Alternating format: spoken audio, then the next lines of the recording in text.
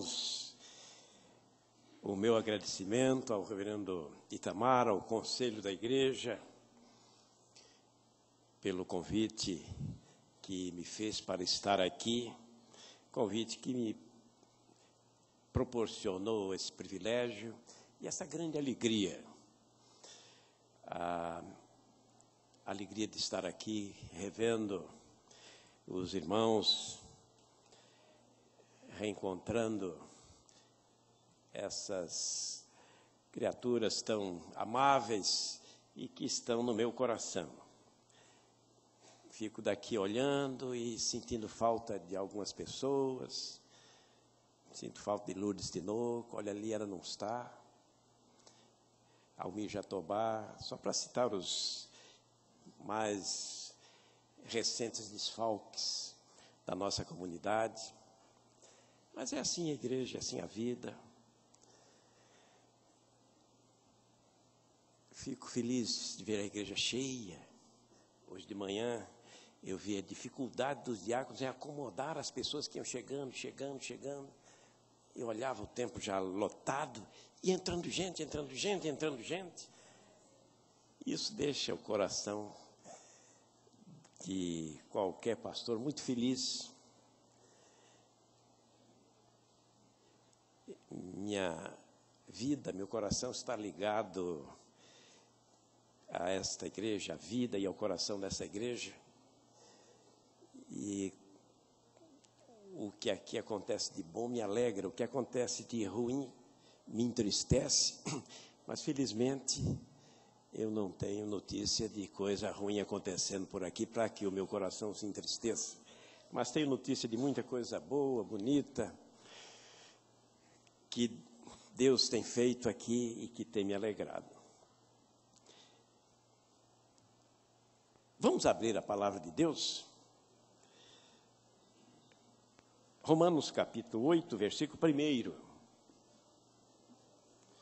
Romanos 8, 1.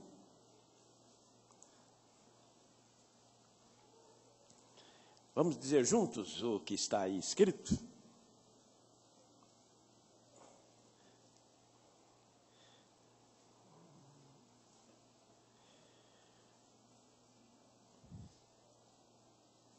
Juntos? Agora, pois, já nenhuma condenação há para os que estão em Cristo Jesus.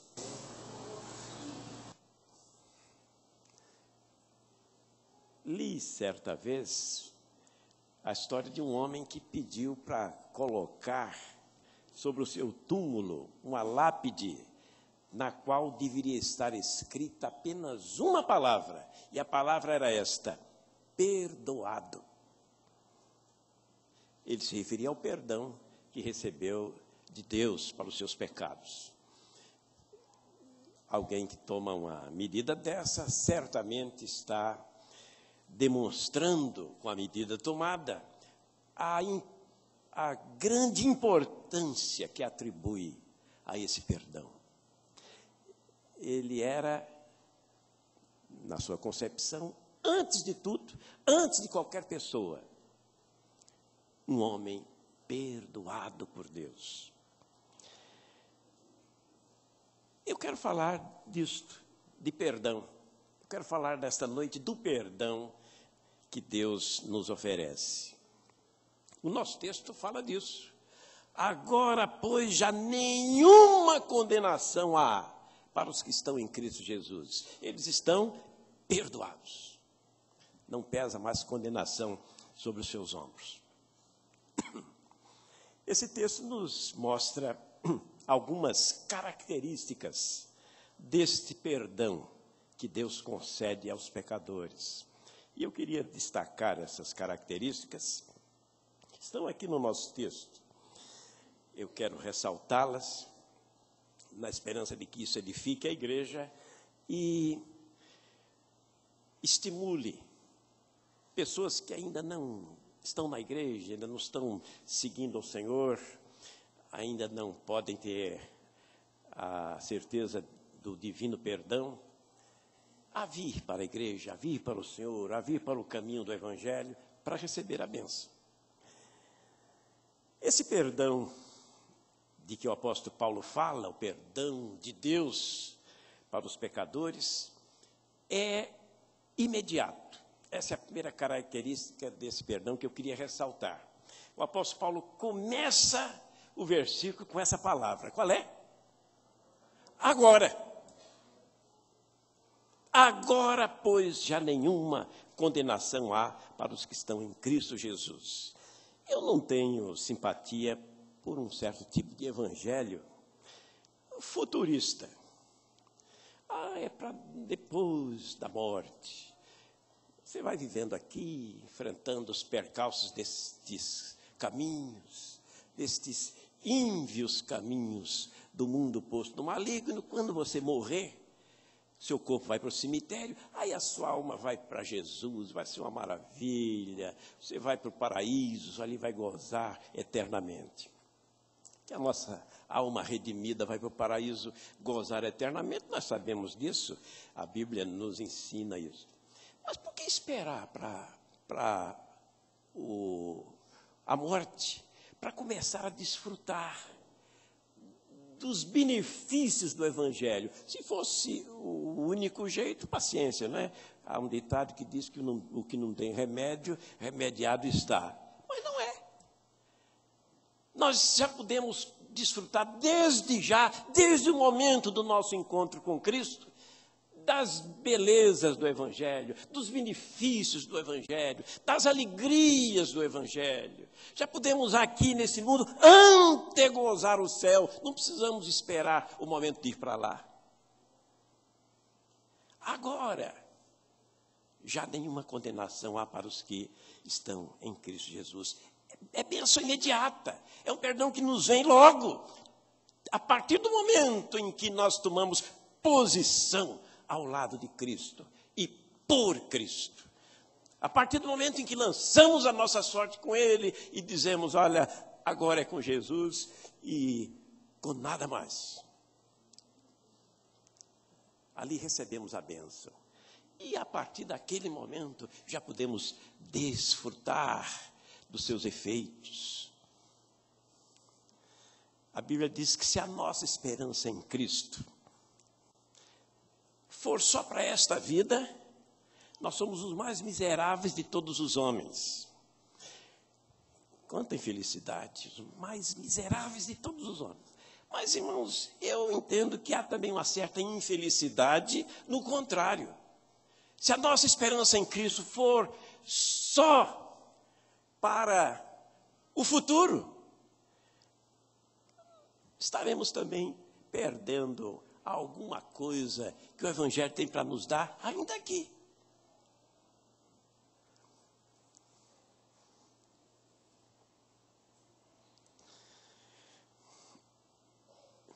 Desfrutar do perdão de Deus, desde já, desfrutar desse perdão de imediato significa certeza de salvação. Isso é um bem precioso, isso é um dos bens mais preciosos do Evangelho. É algo que enfeita a vida da gente. A certeza de que estamos perdoados, a certeza de que estamos redimidos, a certeza de que o nosso lugar está garantido lá no céu, isso é uma maravilha. As dúvidas nesta área são muito incômodas. Aliás, dúvida é um negócio que incomoda em qualquer área. Às vezes, a certeza da coisa ruim é menos dolorosa do que a dúvida sobre o que nos aguarda ali adiante. A pessoa faz o vestibular, daqui que sai esse resultado. Eu passei, nossa, eu acho que não, acho que sim, acho que não. Daqui que sai o resultado é uma coisa torturante, essa espera, essa dúvida. Aí sai o resultado, a pessoa lê lá, não aparece o nome dele na lista, foi reprovado, ele sossega. Quer dizer, o que estava inquietando era a dúvida. Agora imagine a dúvida com referência a algo crucial. Qual seja a questão do destino na eternidade. Para onde é que eu vou? Daqui a 100 anos eu não estou mais aqui nesse mundo, eu devo estar em algum lugar. Que lugar é esse? Para onde é que minha alma vai? Que destino ela tomará? Isso é alguma coisa que deve incomodar muito as pessoas. Fiquei muito chocado anos atrás, há muitos anos, eu ainda era muito jovem, quando vi no rádio um apelo para que os católicos do mundo inteiro intercedessem pela alma do Papa, não foi esse último não, do outro, do Paulo VI. Porque eu pensei, ora gente, esse homem passou a vida servindo a igreja, esse homem passou a vida servindo a Deus, no entendimento dele, na concepção dele, morre e ninguém sabe para onde a alma desse homem vai. Os católicos do mundo inteiro estão sendo concitados a interceder junto a Deus pela redenção dele, em favor da alma dele. Que coisa triste. Um dos bens mais preciosos do Evangelho, já disse e repito, é a certeza de salvação. E se nós estamos certos de que Deus nos perdoou, nós estamos certos da nossa salvação. E isso é uma maravilha. Missas de 7º dia, de 30º dia, denunciam dúvida. E como as dúvidas inquietam e incomodam. Betinha, uma amiga minha, morreu num acidente rodoviário terrível, há muitos anos. Ela era uma pessoa muito querida, na igreja e fora da igreja. Suas amigas, colegas de faculdade, resolveram mandar rezar uma missa em favor da sua alma e foram chamar seu Laerte, o pai de Betinha, para participar.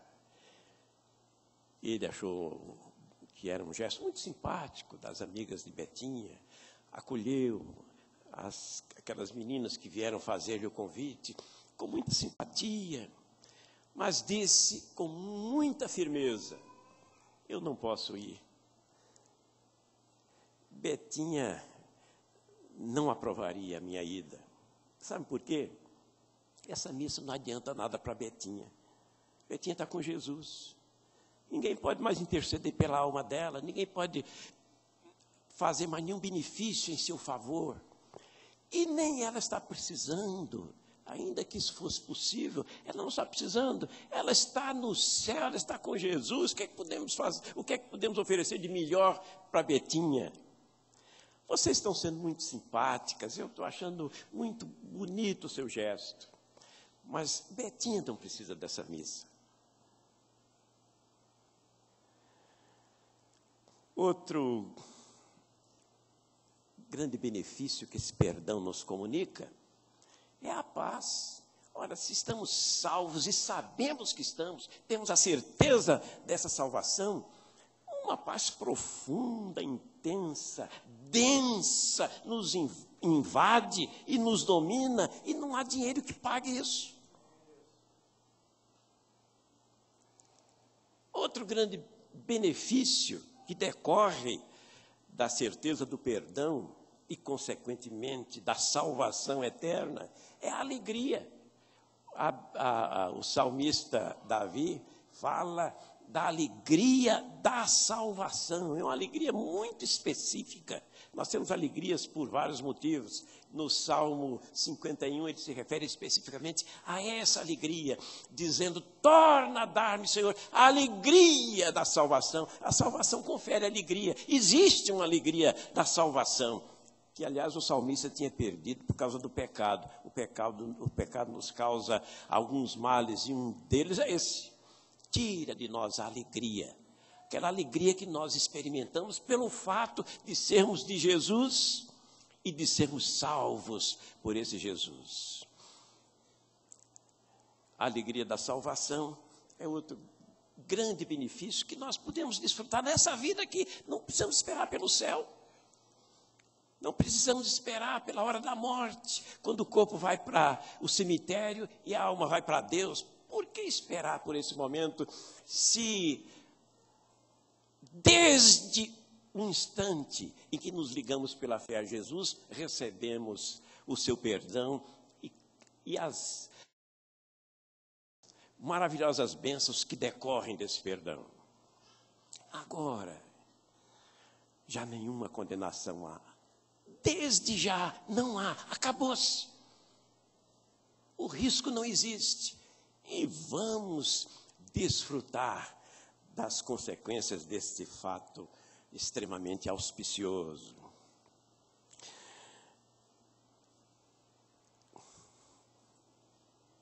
Existem religiões que prometem salvação, sim, mas uma coisa assim muito paulatina. É uma salvação, a prestação. Há quem ofereça salvação nesses termos. Bom, você vive aqui num corpo e se aprimora. É a oportunidade que você tem de evoluir um pouquinho, de se aperfeiçoar um pouquinho. Mas não é suficiente, você tem que voltar depois no outro corpo, e no outro tempo, noutra época, noutro momento histórico, noutro contexto, para se aperfeiçoar mais um pouquinho. E assim de evolução em evolução, de aperfeiçoamento em aperfeiçoamento, isso pode levar milênios, você vai ganhar a salvação. Que esperança vaga, distante e diferente da que o Evangelho nos concede. Agora, já nenhuma condenação mais há. Já, agora, nesse momento, a partir desta hora em que você abriu esse velho coração para Jesus entrar, acabou-se, está resolvido o problema. Você já tem o perdão divino. Jesus resolve as coisas assim, de modo bem direto e instantâneo. Quando ele morria na cruz, ao seu lado morria um ladrão, e o ladrão disse: Senhor, lembra-te de mim quando vieres no teu reino. Jesus disse: hoje ainda, hoje estarás comigo no paraíso. É assim. O Evangelho é assim. Eu gosto desse Evangelho. Quando Zaqueu declarou a Jesus: Senhor, já tomei aqui uma decisão. Eu vou entregar metade do que eu tenho para os pobres. A metade do que eu tenho não é nada, não. Eu não tenho nada, mas a metade do que um homem rico tem é muita coisa. Ele disse: eu vou dar para os pobres. Veja um desprendimento. E ele disse: eu vou devolver às pessoas a quem eu porventura tenha extorquido o produto dessa extorsão. Mas não vou devolver assim, pura e simplesmente o que tirei delas. Se eu tirei 10, eu vou devolver 40. 4 vezes mais. Se Zaqueu tivesse tirado 10 e devolvido 10, já estava fazendo uma coisa muito bonita, muito correta. Imagine se os políticos do Brasil, que ninguém nos ouça, resolveram devolver sem correção monetária, sem nada. O que tiraram? Ia sobrar dinheiro nesse país. Zaqueu disse: eu vou dar 4 vezes mais. Jesus disse: camarada, está convertido mesmo. Lembra, foi que Jesus disse para ele, nessa hora? Hoje houve salvação nesta casa. Jesus não disse: um dia, quem sabe, diante do que eu acabei de ouvir, eu tenho a vaga esperança de que vai haver salvação nesta casa. Jesus disse: assunto encerrado, a salvação já chegou. Já pertence a esse ambiente, já está nesta casa, já está nesse coração, já está nesta vida aí. Eu gosto desse Evangelho. O apóstolo Paulo diz: agora é o dia da salvação. Ele não diz hoje. E já seria algo muito incisivo, muito enfático. Ele diz: agora é o tempo aceitável, o dia da salvação. Agora.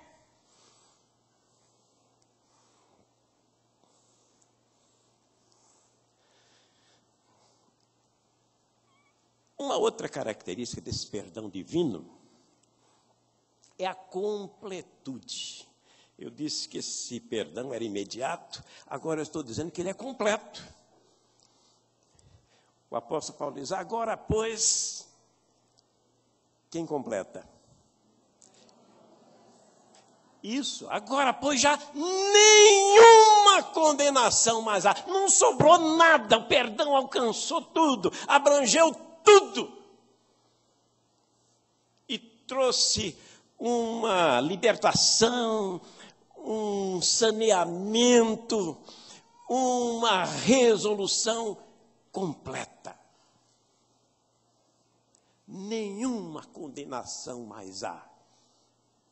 Diz o apóstolo, de modo bem radical. Não há mais condenação nenhuma pesando sobre aquele que está ligado a Jesus pela fé.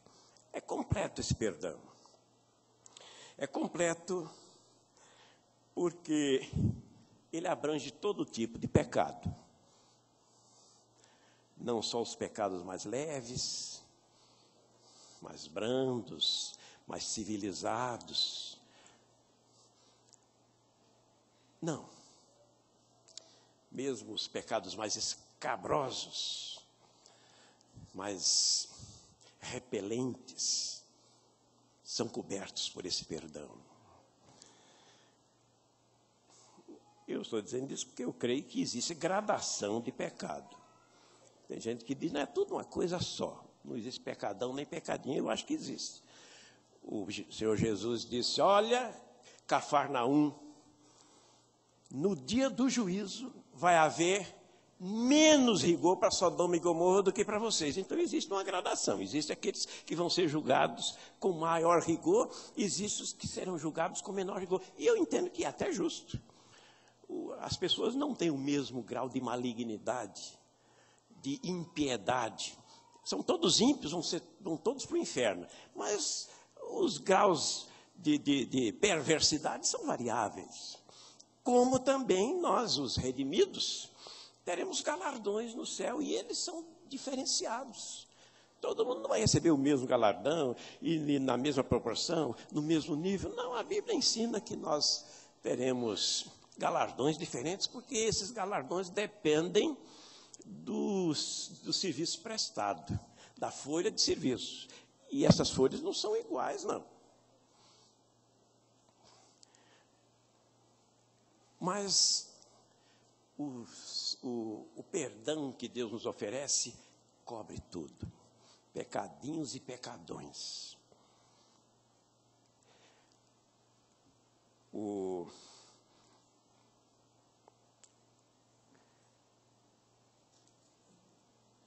apóstolo Paulo disse que Cristo rasgou lá na cruz o escrito de dívidas que era contra nós. Isso é muito significativo. Está lá a lista das nossas dívidas. Está lá o documento que prova que nós devemos. O que foi que Cristo fez na cruz? Rasgou isso e jogou fora. E agora? Ele não pode cobrar, não tem prova. Existia um documento, ele rasgou, jogou no lixo. É claro que é uma figura. Mas é uma figura que Paulo usa para mostrar como é completo, como é radical, como é absoluto esse perdão. Rasgou o documento que provava a nossa culpabilidade, que dizia que nós tínhamos uma dívida para com a justiça divina. Rasgou e jogou no lixo. Perdão completo. E Deus diz isso de modo bem claro, com essas palavras: dos vossos pecados não me lembrarei mais. Eu lançarei os vossos pecados no fundo do mar. O crente não pode tomar banho na praia, né? Senão o pecado volta, né?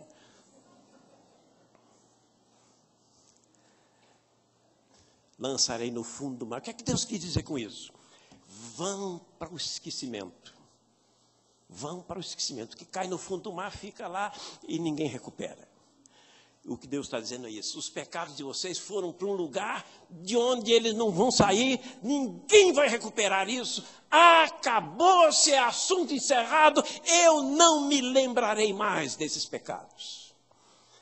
Um dia eu ouvi um pregador dizer um negócio que me fez arrepiar. Eu chamo isso de terrorismo espiritual. Mas que bom que a Bíblia não respalda esse pregador. Sabe o que ele disse? Ele disse, no juízo final, vai aparecer lá num telão, Deus vai providenciar esse telão, toda a porcaria que a gente fez, para aparecer lá, para matar a gente de vergonha. Deus vai mostrar tudo. Deus tem isso tudo arquivado lá. E no juízo ele vai mostrar. O que a minha velha Bíblia diz é o contrário. Joguei no fundo do mar. Está esquecido. Não vou me lembrar mais nunca desses pecados que já foram perdoados. E para perdoá-los, o meu filho fez o doloroso, o cruento sacrifício de enfrentar aquela cruz dolorosa.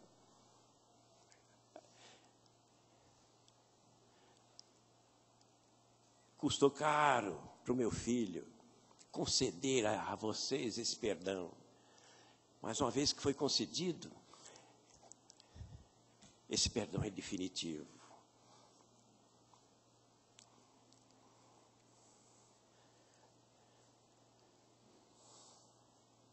O perdão com que Deus nos contempla, como eu disse, é imediato, é completo e é também, eu gostaria de ressaltar mais esta sua característica, é também cristocêntrico, isto é centralizado em Cristo, ele acontece por causa de Cristo, ele é uma linda realidade por causa de Cristo.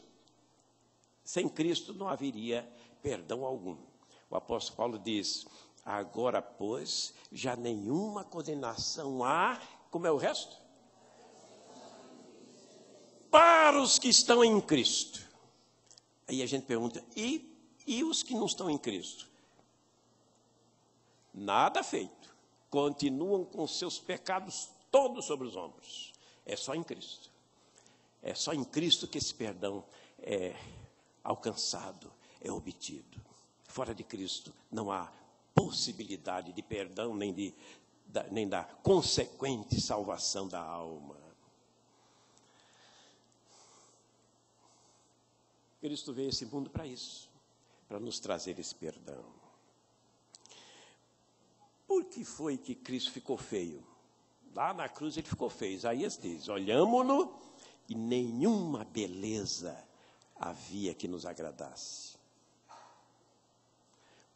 O servo sofredor, o varão de dores, ficou muito feio ali naquela cruz.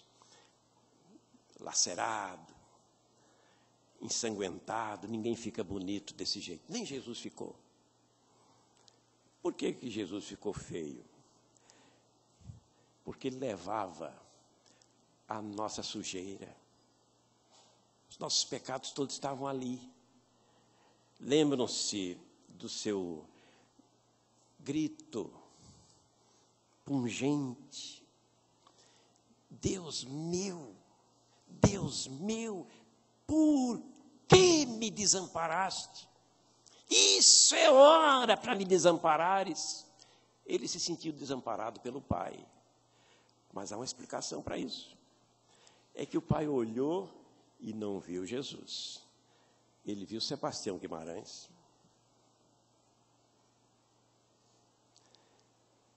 Ele olhou e viu os nossos pecados ali.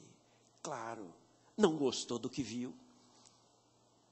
O seu divino estômago embrulhou. Ele teve ânsias de vômito diante daquela nojeira.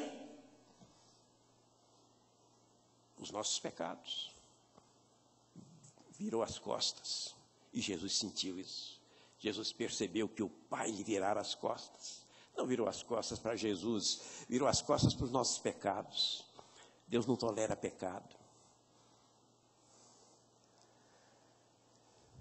E Jesus ali derramou o seu sangue para lavar e purificar aquela sujeira toda. Os meus pecados e os seus estavam lá. O apóstolo João diz: o sangue de Jesus Cristo, seu Filho, nos purifica de todo pecado. As dores de Cristo são expiatórias. Aliás, só as dores de Cristo são expiatórias. Não se enganem quanto a isso. Eu faço essa ressalva porque há um entendimento popular de que o sofrimento tem poder de expiar pecados. Todos nós estamos cansados de ouvir pessoas dizendo: fulano, aquele, sofrendo desse jeito. Se aquele não for para o céu, quem é que vai? A ideia de que o sofrimento purga a alma, expia os pecados. Sim, o sofrimento de Jesus faz isso. As dores de Jesus são expiatórias, mas as de ninguém mais. As de Cristo são. E pelas suas dores, nós somos perdoados. O apóstolo Paulo diz que ele foi moído pelas nossas iniquidades. E pelo seu terrível sofrimento ali, nós encontramos a paz e a redenção. Como diz o hino, que maravilha, Jesus me amou. Tudo, de graça, me perdoou.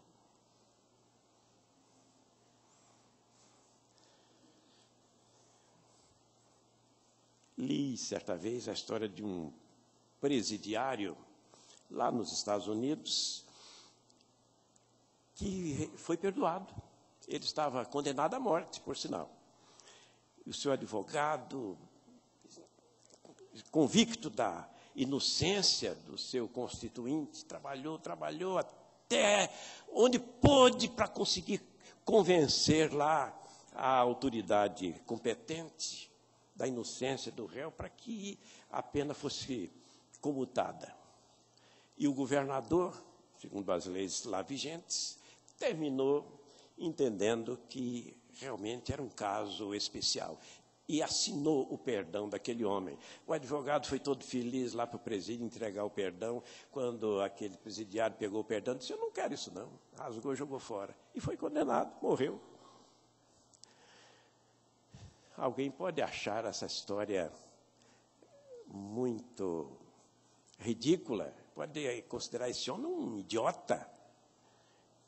Quantos idiotas estão fazendo isso por aí? Deus assinou já o perdão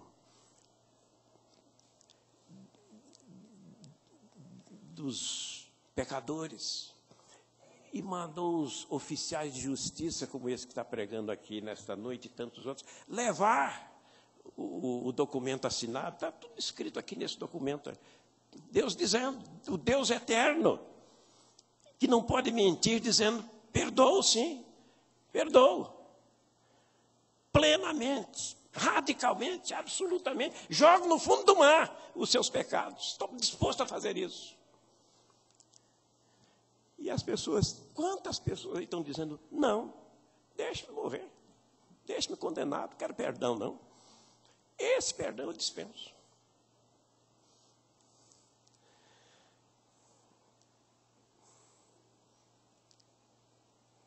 Venha para Jesus.